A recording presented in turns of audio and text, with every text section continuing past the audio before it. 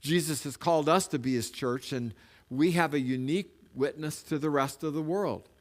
He chose us, and our choosing is rooted in what we call the undeserved gift of grace.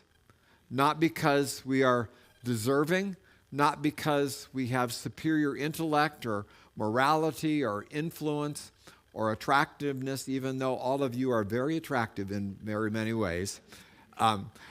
We chose us because he chose us. He chose us because he wanted to love us and for us to be a blessing to the world. Followers of Jesus physically reside in nations all over the globe. But the most important nation we belong to is Jesus' nation. We have a dual citizenship. We're called to live differently, but that doesn't mean we withdraw from the world, just the opposite. We live in this world.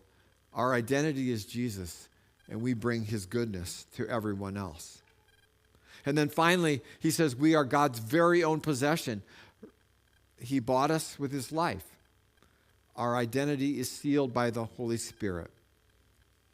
After all those you are's in this passage, Peter gets back to the bottom line that I had you read earlier. He said, as a result of all those you are's, you can show others the goodness of God, for he called you out of darkness into his wonderful light.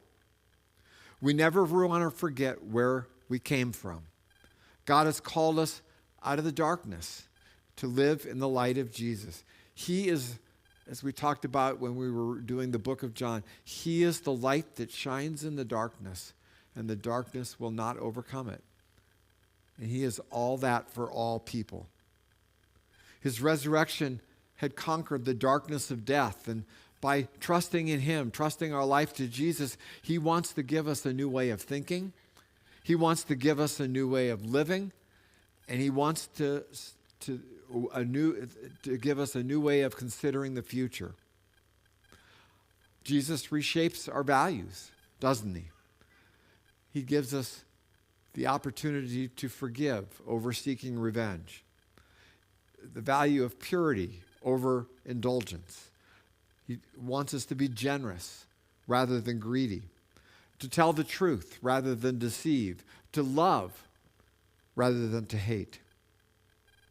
Why do we do that? Well, he closes out this section with this little paragraph. He says, dear friends, I warn you, as temporary residents and foreigners, to keep away from the worldly desires that wage war against your very souls.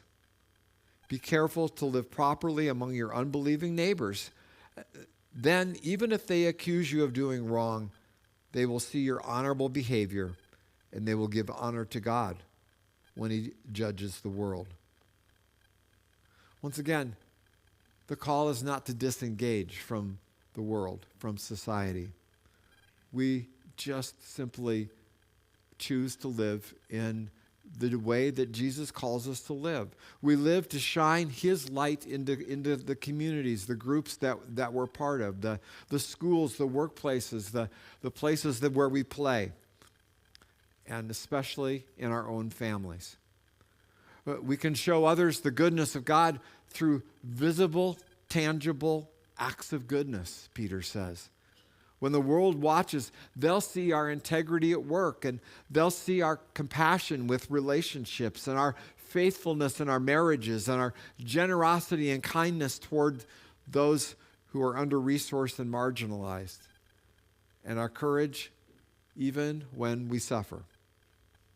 Now, those good works, those ways of acting don't give us salvation or don't give us that relationship with Jesus. That comes as a free gift. But that's the way we respond to when we've been blessed. We want to be a blessing to others.